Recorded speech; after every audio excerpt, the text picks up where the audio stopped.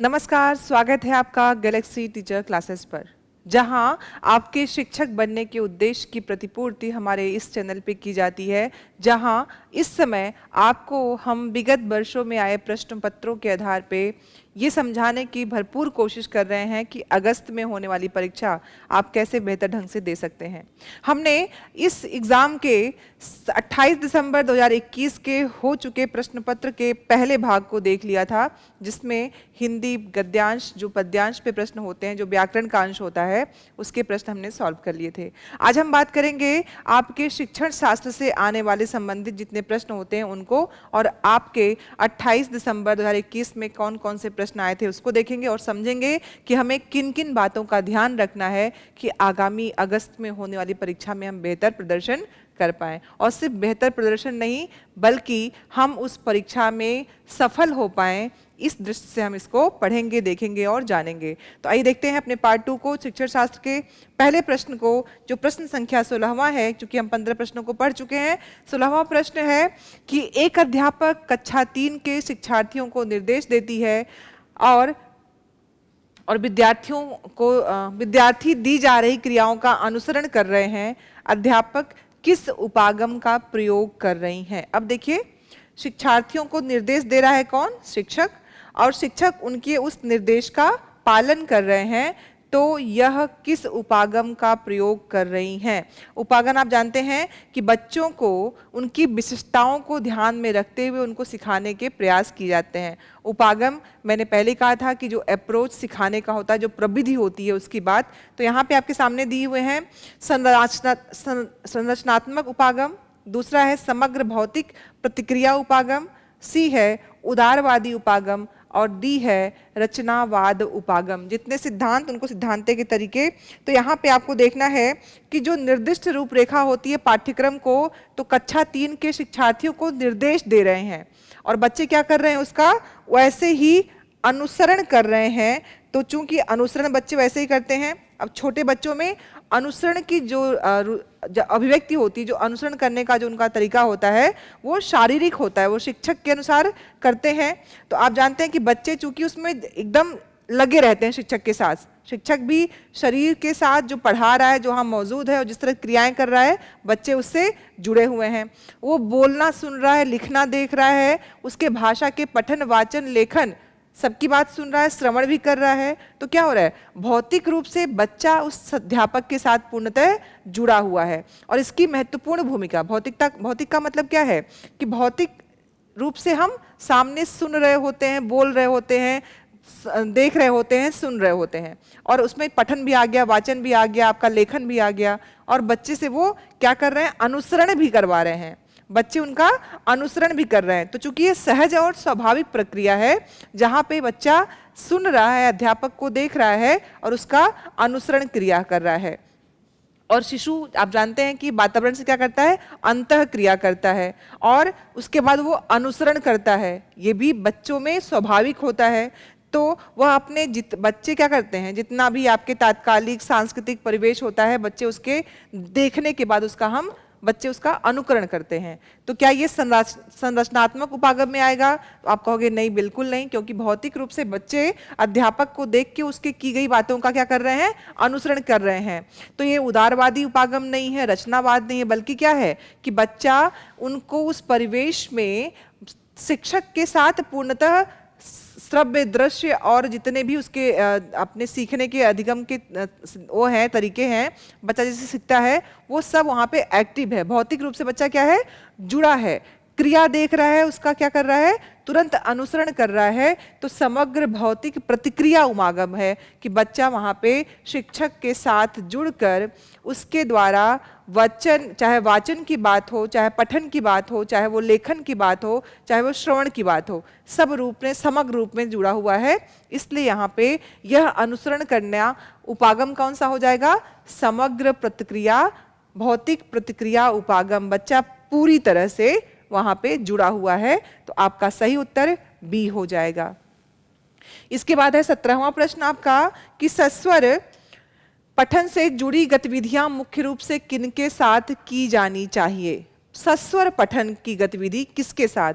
पहला ऑप्शन है छोटी कक्षाओं के विद्यार्थियों के साथ, बड़ी कक्षाओं के विद्यार्थियों के साथ, सी है औपचारिक कक्षाओं के विद्यार्थियों के साथ, उसके बाद है आपका ऑप्शन कि सिर्फ बड़ी कक्षाओं के विद्यार्थियों के साथ, और डी लिखा है कि छोटी कक्षाओं के उन विद्यार्थियों के साथ जो अपनी कक्षा कार्य पूरा नहीं करते। अब यहाँ पे लाके क्या किया, इसको कम परिवेश में जोड़ा गया, डी वाला ऑप्शन। तो डी ऑप्शन तो बिल्कुल भी प्रश्न का उत्तर नहीं होगा। क्यों? क्योंकि यहाँ पे जो सबसे जरूरी चीज है बच्चों के साथ कि बच्चे क्या कर रहे हैं, बच्चे अपनी कक्षाओं में जब हम बात कर रहे होते हैं गतिविधि से जुड़े होने की कारण, तो जब हम गतिविधि से जुड़े होते हैं तो वहां पे बच्चा सस्वर पाठन में क्या होता है, एक तो वो अपना रुचि लेगा और उसमें जुड़ा होगा। तो यहाँ पूछा गया है कि बच्चे कैसे शिक्षण में जो जरूरी उपागम के रूप में है वो कैसे किनके साथ किया जाए, आपसे ये प्रश्न किया गया। तो आप जानते हैं कि जब बच्चों को प्रोत्साहन मिलता है, बच्चों को हम जोड़ते हैं, रुचिकर होता है छात्रों के करने के लिए, तो सस्वर वाला कहाँ पे लागू होता है, क्या वो बड़ी कक्षाओं में होता है या छोटी कक्षाओं में? तो आप जानते हैं बड़ी कक्षाओं में तो सस्वर वचन नहीं होता है। यहाँ पे चूंकि जो अपना कक्षा कार्य नहीं करते, यहाँ पे छोटा इसमें संकुचित कर दिया गया, सीमित कर दिया गया, तो ये उत्तर नहीं होगा। औपचारिक कक्षाओं में से बड़ी कक्षाओं में बिल्कुल नहीं, बड़ी कक्षाओं में नहीं, बल्कि सस्वर पठन की जुड़ी गतिविधि मुख्य रूप से छोटी कक्षा के बच्चों के साथ की जाती है। उसमें क्या होता है कि बच्चे प्रोत्साहन के रूप में सस्वर पाठ करके सीखते हैं, आपस में रुचि उत्पन्न होती है और छात्र श्रोता होते हैं, श्रोता के रूप में अध्यापक उनको पथ प्रदर्शक के रूप में चीज़ों को सिखाते हैं। और क्या होता है, जैसे अगर मान लो आप छोटी क्लास में, चूंकि बच्चे क्या हैं छोटी कक्षाओं के, अगर अध्यापक उनसे जुड़ के सिखा रहा है तो जैसे थोड़ा उछलो, थोड़ा कूदो, थोड़ा टहलो, तो शिक्षक उसमें इन्वॉल्व होते हैं क्रिया रूप में, और बच्चे क्या होते हैं उनके साथ उस कविता के साथ उस क्रिया को कर रहे होते हैं। तो सस्वर पाठन में प्रतिक्रिया के रूप में बच्चे उसको तुरंत अनुसरण कर लेते हैं, इसीलिए इस गतिविधि को छोटी कक्षाओं में लागू करना चाहिए, जिससे बच्चों में लयबद्ध संवाद उत्पन्न होता है। क्या होता है, बच्चे आपसे जुड़ते हैं, अध्यापक से जुड़ते हैं और संवाद उनका बेहतर हो जाता है, और जो पूरा सिखाने का माहौल है वो बच्चों के लिए मनोरंजक भी होता है और ज्ञानवर्धक भी होता है, बच्चा उससे सीख जाता है। तो यहाँ पे क्या हो जाएगा इसका उत्तर, कि सही उत्तर ए होगा 17 का, कि छोटी कक्षाओं के विद्यार्थियों के साथ। अब देखिए यहाँ पे है कि सुश्री सुधा अपने विद्यार्थियों को किसी एक विषय पर अनुच्छेद लिखने के लिए कहती हैं, और लेखन संबंधी यह तरीका क्या कहलाएगा, कि उन्होंने अपने बच्चों को क्या किया है, कुछ लिखने के लिए दिया है किसी एक विषय पे। अब देखिए यहाँ पे क्या किया गया है कि किसी एक विषय पे, विषय यहाँ पे निर्धारित नहीं है, तो सुश्री सुधा अपने विद्यार्थियों को किसी एक विषय पर अनुच्छेद लिखने के लिए देती हैं। तो लेखन की यह संबंधी जो गतिविधि है क्या कही जाएगी, निर्देशित में क्या होता है, निर्देश होता है किसी विषय वस्तु को लेके, तो ये नहीं होगा। नियंत्रित रचना, नियंत्रित में क्या है कि इतने शब्द, इतने शब्दों के साथ इतने लाइनों में इस विषय पे लिखना है, तो ये भी नहीं होगा। रचना पूर्व नहीं होगा, बल्कि क्या होगा, मुक्त रचना, क्योंकि बच्चों को किसी विषय पर एक अनुच्छेद लिखने के लिए कहा गया है, कक्षा डिसाइड नहीं है, तो इसमें बच्चा अनुच्छेद लिखने लायक है तो कुछ बड़ी कक्षा में होगा, तो वो क्या करेगा, लेखन संबंधी यह जो उदाहरण है वो मुक्त रचना का उदाहरण होगा, मुक्त रचना कही जाएगी। तो 18वें का सही उत्तर क्या हो जाएगा, प्रश्न संख्या 18 का सही उत्तर बी, मुक्त रचना हो जाएगी। 19वें प्रश्न में देखिए कि यहाँ पे सुश्री आशा अपनी कक्षा में नहीं वाले वाक्यों पर काम कर रही हैं। किस पे, नहीं वाले वाक्यों पर। वह विद्यार्थियों को एक वाक्य देती हैं और विद्यार्थियों से यह अपेक्षा का मतलब उम्मीद करती हैं कि वे इसका नहीं वाला वाक्य बनाएं। सुश्री आशा अपनी कक्षा में क्या करवा रही हैं। अब देखिए पूछा गया है दोहराव वाली ड्रिल करवा रही हैं, या रूपांतरण वाली ड्रिल करवा रही हैं, या पूरा करने की ड्रिल करवा रही हैं, या प्रतिस्थापन की ड्रिल करवा रही हैं। अब देखिए चूंकि यहाँ पे नहीं वाले वाक्यों पे काम हो रहा है, उसके बाद वाक्य देती हैं और उनसे अपेक्षा है कि इसका नहीं में जवाब बनाएं। तो जो विद्यार्थियों को वाक्य दिया गया है वो नहीं में नहीं है, नहीं में बनाना है उनको, ये ध्यान रखना है कि बच्चों को ये जोड़ना है। तो क्या दोहराव है? बिल्कुल नहीं। बच्चे दोहराते तो वही का वही लिखते, तो दोहराव नहीं हो रहा है। जो ये अभ्यास है किसका है? दोहराव का नहीं हो रहा है, क्योंकि बच्चे अगर दोहराव कर रहे होते तो जो लिख रही होती वही दोहरा रहे होते। अब यहाँ पे क्या है, जैसे मैं मान लीजिए आपसे कहूं कि मैं लिख रही हूं, तो आप क्या लिखोगे? मैं नहीं लिख रही हूं या मैं नहीं लिख रहा हूं। यही तो करने के लिए कहा गया। तो ये क्या होगा? सकारात्मक से नकारात्मक वाक्य बनाना था, तो बच्चे दोहराव नहीं कर रहे हैं, तो पहला उत्तर गलत हो जाएगा। फिर रूपांतरण वाली ड्रिल करवा रही हैं, या पूरा करने की ड्रिल। पूरा करने की नहीं है, ये तो वाक्य को नकारात्मक बनाना है सकारात्मक से। तो एक पूरा क्या है? रूप ही बदल जा रहा है। सकारात्मक वाक्य क्या बन जा रहा है? नकारात्मक। मैं पढ़ता हूं, अगर मान लीजिए आपने लिखा कि मैं पढ़ता हूं, शिक्षक ने यही लिख दिया जो भी पढ़ा रहे हैं। अब बच्चों से इसका क्या करना है? नहीं का प्रयोग करना है। तो क्या हो जाएगा? मैं नहीं पढ़ता हूं। तो क्या हो गया? पूरा पूरा बदल गया ना, पूरा का पूरा क्या हो गया? वाक्य बदल गया, सकारात्मक वाक्य नकारात्मक हो गया। तो प्रतिस्थापन भी नहीं होगा। प्रतिस्थापन में क्या होता है? एक की जगह पे कुछ और लिखवा देना, लेकिन यहाँ पे ऐसा भी नहीं है। तो ये क्या हो रहा है? रूपांतरण की ड्रिल करवा रही हैं। क्या करवा रही हैं? रूप ही बदल गया। रूप था मैं पढ़ता हूं, मैं लिखती हूं, मैं गाता हूं, मैं गाती हूं, कुछ भी हो, लेकिन नहीं का प्रयोग करना है, तो वाक्य का रूप बदल गया। तो उसको बोलेंगे हम रूपांतरण की ड्रिल करवा रही हैं। तो आपका उत्तर क्या हो जाएगा? उत्तर संख्या 19 का बी हो जाएगा। चलिए अगला प्रश्न है 20वां कि श्री अली अपने कक्षा में एक पति पत्नी की दिनचर्या संबंधी श्रव्य रिकॉर्डिंग सुनाते हैं। क्या कर रहे हैं कि एक शिक्षक हैं जिनका नाम श्री अली है, वो अपनी कक्षा में एक पति पत्नी की दिनचर्या संबंधी श्रव्य रिकॉर्डिंग सुनाते हैं। ठीक है, बच्चे सुन सकते हैं, उसको दिख नहीं सकते हैं। देख दृश्य शब्द नहीं है, श्रव्य रिकॉर्डिंग है। इसके बाद वह इस श्रव्य रिकॉर्डिंग के आधार पर विद्यार्थियों को सही गलत से जुड़ी गतिविधि कार्यपत्रक पर करवाते हैं। ऐसा करके श्री अली अपने विद्यार्थियों में किस कौशल को पुष्ट कर रहे हैं? बच्चे रिकॉर्डिंग सुन रहे हैं क्योंकि वो श्रव्य है, श्रव्य में काम किया जा रहा है, तो जाहिर सी बात है। अब यहाँ पे बच्चे कौन सा कर रहे हैं? श्रवण कर रहे हैं, पठन कर रहे हैं, वाचन कर रहे हैं या लेखन कर रहे हैं? इसका आपको उत्तर देना है कि इसमें बच्चे कर क्या रहे हैं। तो जब हम बच्चों को सुनने के आधार पर बच्चे क्या कर लेंगे?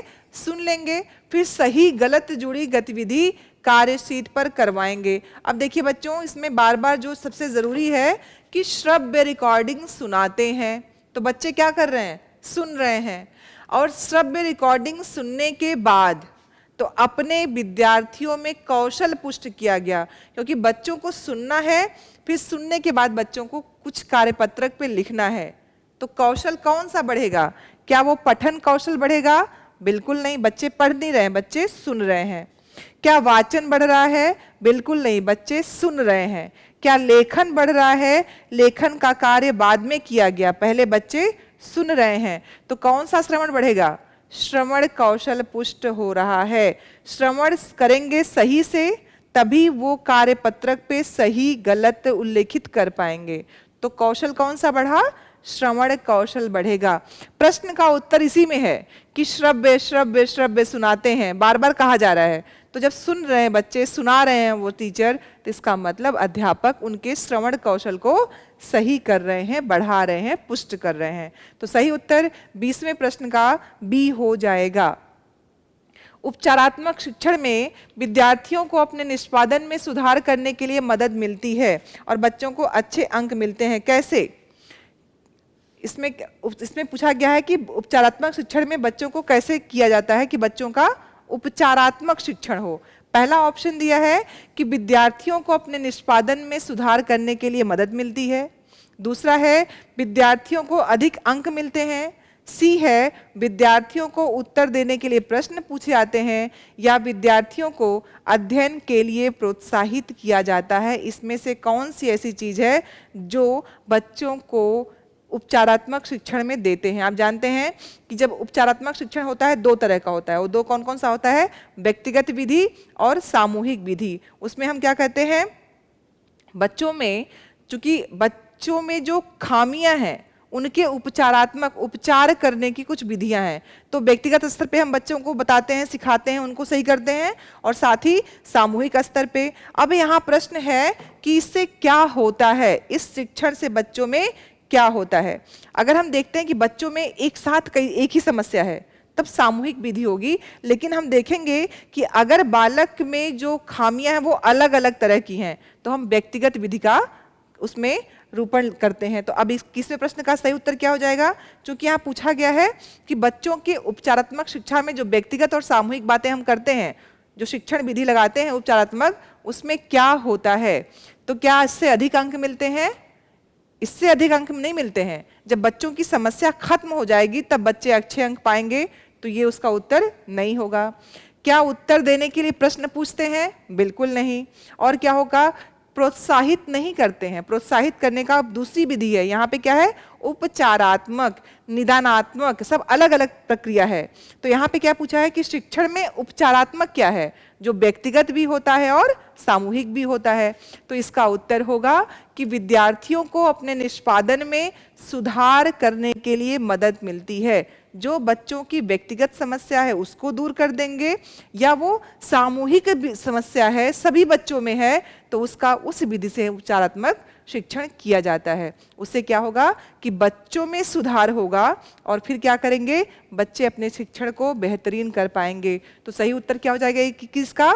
ए हो जाएगा, कि विद्यार्थियों को अपने निष्पादन में सुधार करने का मौका मिलता है, मदद मिलती है। सही उत्तर 21वें का ए।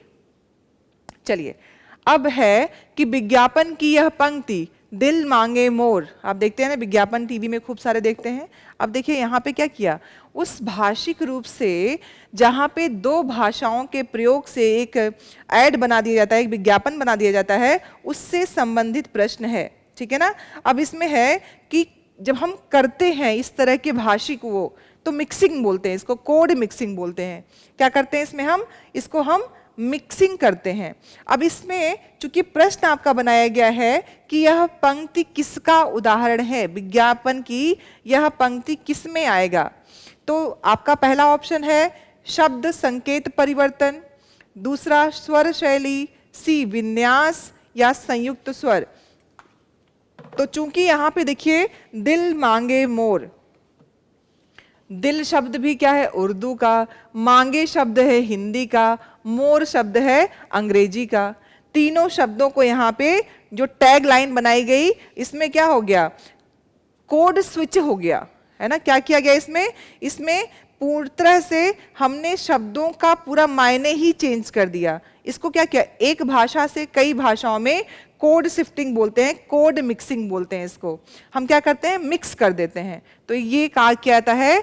शब्द संकेत परिवर्तन। ये स्वर शैली नहीं है, ये विन्यास नहीं है, संयुक्त स्वर भी नहीं है, क्योंकि दो तीन भाषाएं देख रहे हैं आप कि उसमें उर्दू भी है, उसमें हिंदी भी है और इंग्लिश भी है। और इस तरह के जब हम प्रयोग करते हैं तो क्या दिखाता है कि विज्ञापनों में एक भाषा से दूसरी भाषा में हम उसको आरोपित कर देते हैं। अब आपके यहाँ अगर मोर शब्द हो तो हमारे यहाँ मोर क्या है? अगर हिंदी में मोर करेंगे तो ये मयूर हो जाएगा, और अगर इसको अवधी में करेंगे तो मेरा हो जाएगा। लेकिन क्या किया गया यहाँ पे? ये शब्द संकेत परिवर्तन हो गया है। मोर अंग्रेजी में ज्यादा के अर्थ में है, लेकिन अगर आप करते तो क्या करते? मयूर शब्द, मेरा शब्द, और मोर ज्यादा हो गया। इंग्लिश में इसका अर्थ क्या है? ज्यादा, मोर मतलब ज्यादा। अब यहाँ पे हिंदी में अगर लेते तो तत्सम रूप में वो मयूर होता, अभी मोर तद्भव रूप है और मेरा है, लेकिन यहाँ पे क्या है?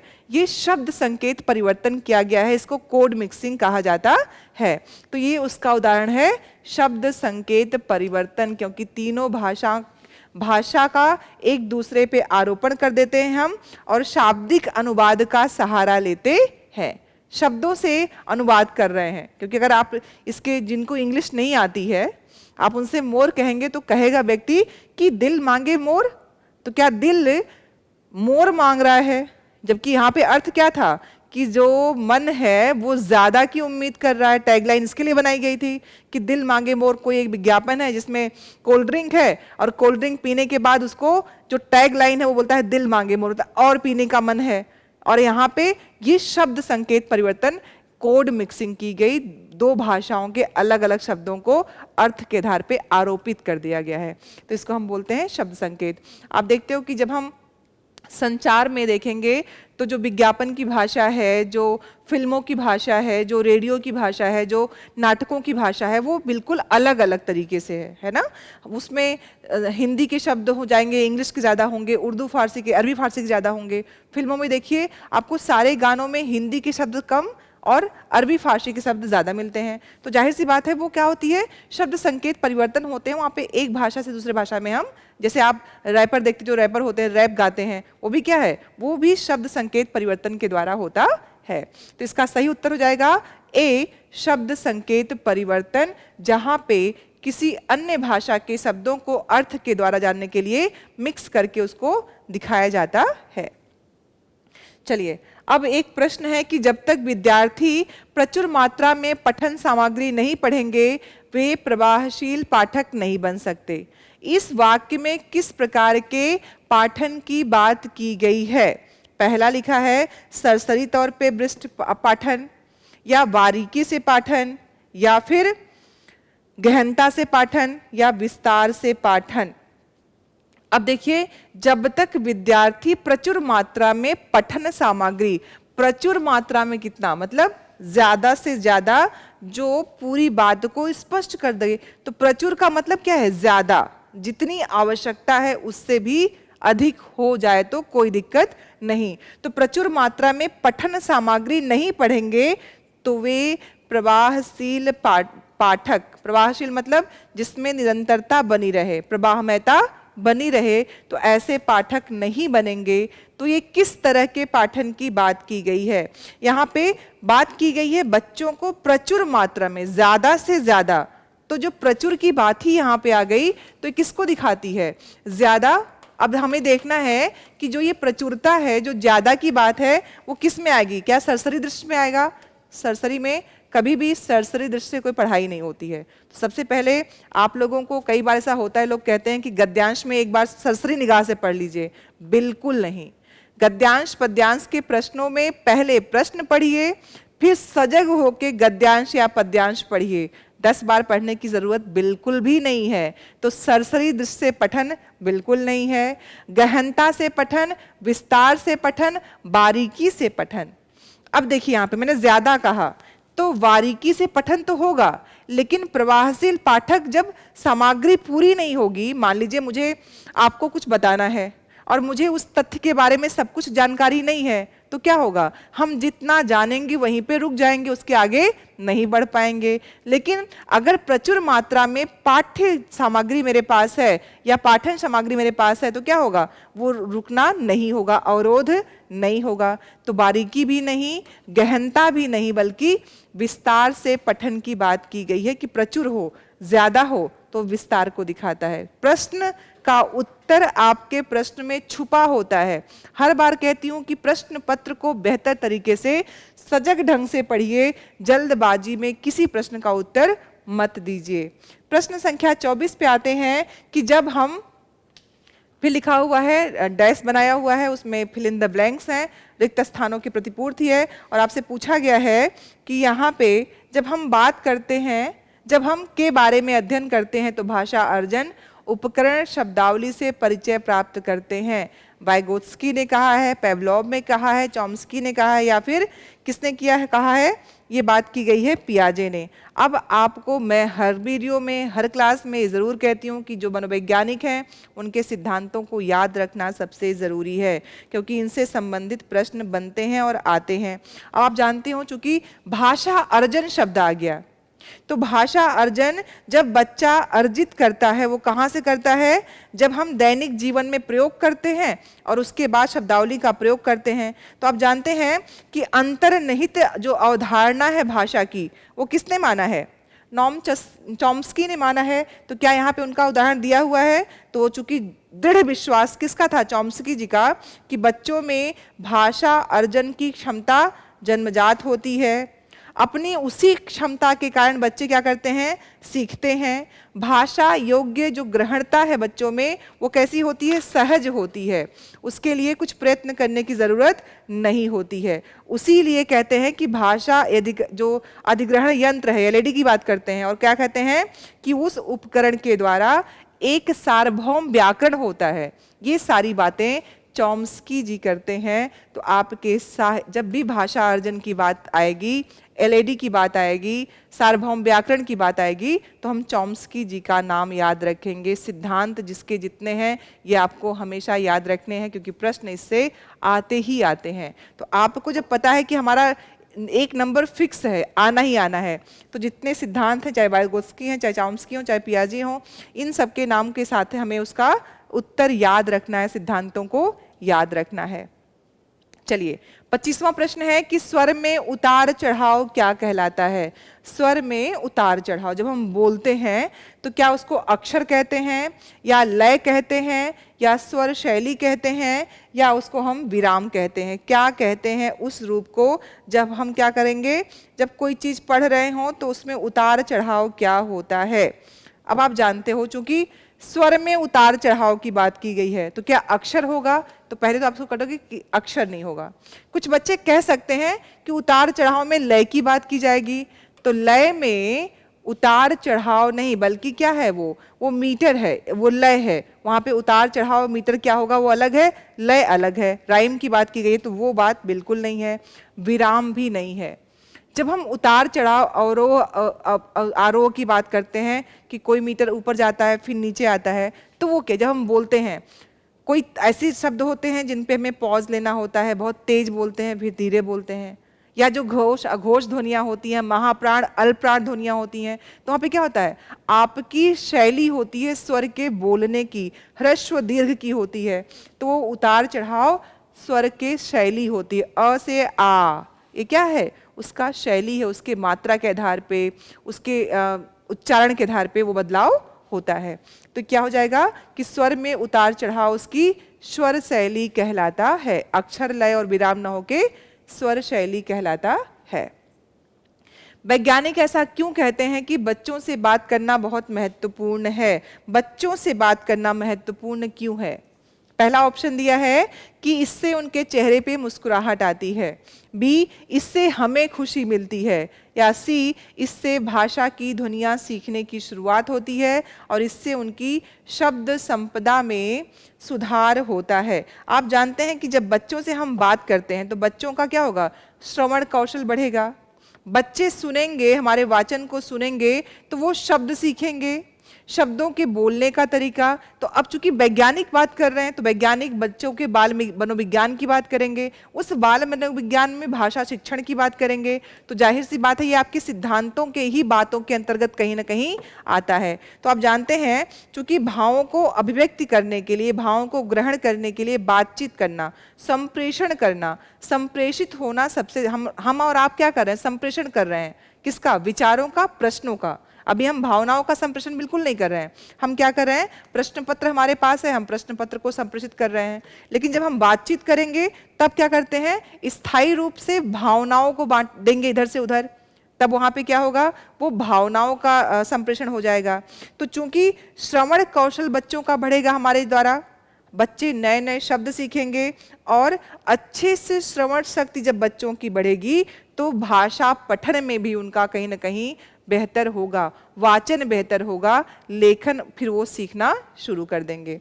तो वैज्ञानिक कह रहे हैं इससे चेहरे पे मुस्कुराहट नहीं आती है। ये तो सामान्य व्यक्ति कहेगा कि बच्चों से बातचीत क्यों करनी है, बच्चे खुश होते हैं, लेकिन वैज्ञानिक क्यों कह रहा है इससे हमें खुशी न मिले? बात इसकी भी नहीं है, बात किसकी है कि भाषा की ध्वनियाँ सीखने की शुरुआत होती है। आपने देखा है कि पहले के लोग बच्चों को खूब कहानी सुनाते थे, शाम के वक्त में हर घर के बुजुर्ग बच्चों को कहानियां सुनाते थे। उससे क्या होता है, बच्चे की सुनने की क्षमता, नए नए शब्दों के ग्रहण करने की क्षमता, और उसका जो भाषा अर्जन है वो अपने आप बढ़ता जाता है। उसकी जितनी भी जिज्ञासा भी खत्म हो रहा है, भाषा भी सीख रहा है, शब्द भी सीख रहा है, और श्रवण कौशल बढ़ रहा है। तो इससे क्या होगा, उसमें सीखने की शुरुआत होगी, वो ध्वनियों को सीख जाएगा। अब जैसे सीख जाएगा, एक बच्चा था, एक राजा था, तरतर की ध्वनि हुई, इन शब्दों से क्या हो रहा है, बच्चा उस ध्वनि से कहीं ना कहीं संपर्क में आके सीख रहा है, रोज नई नई चीजें सीख रहा है। क्योंकि भाषा में जब भी कोई चीज होगा उसका कुछ नाम होगा, तो बच्चा वो सीखने की प्रक्रिया में आगे बढ़ता चला जाता है। तो ये शब्द संपदा में सुधार नहीं हो रहा है, बच्चा तो सीखना शुरू कर रहा है ना। सुधार कब होगा, जब बच्चा सीख जाएगा। तो यहाँ पे क्या होगा, इससे भाषा की ध्वनियाँ सीखने की शुरुआत होती है, इसीलिए बच्चों से बात करना जरूरी होता है। आपने देखा हो ना, बच्चों को प्रश्न करने की बहुत अच्छी आदत होती है, और उनके हर बच्चे के हर प्रश्न का उत्तर देना आपके बस की बात नहीं है, क्योंकि उनके बच्चों के प्रश्न इतने सहज होते हैं कि कभी कभी हम उनका उत्तर नहीं दे पाते हैं। अब देखिए, शिशुओं में भाषा विकास से संबंधित प्रश्न आया हुआ है आप में कि निम्नलिखित में से कौन सा बच्चों की भाषा से संबंधित है। आप सबने बच्चों को देखा होगा, छोटे बच्चों को। प्रश्न में विकल्प है बोलना, तुतलाना, हंसना, घरघराना। छोटा बच्चा होता है, सबसे पहले क्या करता है, जब भाषा अधिग्रहण के चरण में आता है तो सबसे पहले बच्चा रोता है। बच्चा बोलेगा नहीं, बच्चा क्या करेगा, पहले वो रोता। तो रोना क्या दर्शाता है कि बच्चा अपने रोने के द्वारा भूख दिखा रहा है, किसी को बुला रहा है, तो वो प्रदर्शित करता है अपने संवेगों को। उसके बाद बच्चे फिर क्या करते हैं, उसके बाद बेटा कूइंग करते हैं। जब बच्चे छोटे होते हैं तो वो कुछ ना कुछ कू करके बोलना शुरू करते हैं, उसको कूइंग बोलते हैं। रोएगा, कूइंग करेगा, फिर बड़बड़ाएगा, उसके बाद क्या करेगा। अब इसमें से देखना है आपको, क्योंकि ये बच्चा छोटे से 0 मंथ से लेके 1 वर्ष से लेके 2 वर्ष तक आगे पहुंच चुका है, वो क्वीइंग कर चुका है। अब वो माँ, पापा, बुआ, घर के शब्दों को बोलना सीख रहा है। तब क्या वो बोलेगा, तुतलाएगा, हंसेगा या घरघराएगा। क्योंकि शुरुआत में मैंने कहा कि बच्चा पहले क्या करेगा, रोएगा, फिर क्वीइंग करेगा, उसके बाद फिर क्या करेगा बच्चा, उसके बाद बड़बड़ाता है, कुछ भी ऐसे ध्वनि निकलती है, लेकिन क्या ध्वनि है वो पता नहीं चलती है। फिर उसमें कुछ कुछ शब्द जुड़ने लगते हैं, कुछ कुछ अक्षर जुड़ने लगते हैं। इसके बाद बोलना, तुतलाना, हंसना। चूंकि बच्चों की भाषा पूछी गई है तो यहाँ पे क्या आएगा, बच्चे बोलने से पहले हर ध्वनि को पूरी तरह से सजग होकर बोल नहीं पाते हैं, इसको बोलते हैं हम तुतलाना। बच्चे तुतला के बात करते हैं, तो क्या होगा, क्योंकि वो ध्वनियों को सीख रहे होते हैं। तो सही उत्तर क्या होगा कि बच्चे शुरुआत में तुतला के बात करते हैं, उनकी वो ध्वनि प्रॉपर रूप से, सही रूप से आती नहीं है। तो यहाँ पे सही उत्तर तुतलाना हो जाएगा। अगला प्रश्न है कि सुश्री गुरमीत अपने विद्यार्थियों को कोविड-19 महामारी के बारे में बताना चाहती हैं और उनसे इस महामारी पर कुछ वाक्य लिखवाना चाहती हैं। सुश्री गुरमीत को चाहिए कि, अब गुरमीत जी को क्या करना चाहिए जिससे बच्चों का जो वो करवाना चाहती हो वो बेहतर हो। पहला ऑप्शन कि उन्होंने श्यामपट्ट पर जो भी लिखा है उसे अपने विद्यार्थियों से अपने कॉपियों में लिखने के लिए कहें। अब देखिए बच्चों, शुरुआत क्या है कि गुरमीत अपने विद्यार्थियों को कोविड-19 महामारी के बारे में बताना चाहती हैं और कुछ वाक्य भी लिखाना चाहती हैं। पहला क्या है कि कोविड-19 के बारे में सूचना देना है बच्चों को, और फिर कुछ बच्चों से लिखवाना है। दोनों बात यहाँ पे स्थापित है। अब देखते हैं, पहला है कि विद्यार्थियों से अपने कॉपी पे कुछ लिखने के लिए कहें जो श्यामपट्ट पे लिखा है। उसके बाद अपने विद्यार्थियों से अपने कॉपियों में जो लिखवाना चाहती हैं उस पर इमला बोलें। इमला, आप इमला को श्रुतलेख भी बोलते हो। क्या बोलते हो, श्रुतिलेख, सुन के लिखा हुआ लेख। इमला बोले या श्रुतलेख लिखवाएं। सी है, विद्यार्थियों से कहें कि घर पर अपने माता पिता, भाई बहनों की मदद से काम करके लाएं। फिर लिखा है कि विद्यार्थियों से कहें कि महामारी के दौरान हुए अपने अनुभव साझा करें और मुख्य अभिव्यक्तियों को श्यामपट्ट पर लिखें। बिल्कुल, देखिए अब 4 विकल्प आपके सामने हैं। चूंकि वो चाहती हैं बच्चों को बताना, अभी उन्होंने क्या लिखा है, क्या बात की, इससे नहीं, बल्कि वो चाहती हैं बच्चों को इसके बारे में जानकारी हो और बच्चे इस पे कुछ वाक्य लिखें। तो कौन सा सबसे बेहतर तरीका गुरमीत जी के लिए होगा जो बच्चों को सिखाएं।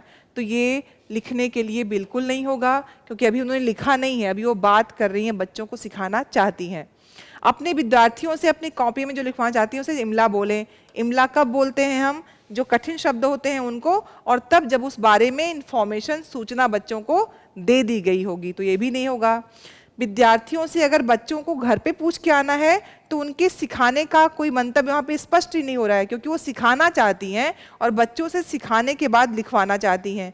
तो चौथे में देखिए कि विद्यार्थियों से वो कहें, जो अध्यापिका हैं, कि अपने अनुभव बच्चे साझा करें कि कोविड-19 में क्या क्या उन्होंने अनुभव किया और उन मुख्य अभिव्यक्तियों को ब्लैक बोर्ड पर श्याम पट्ट पे लिखें।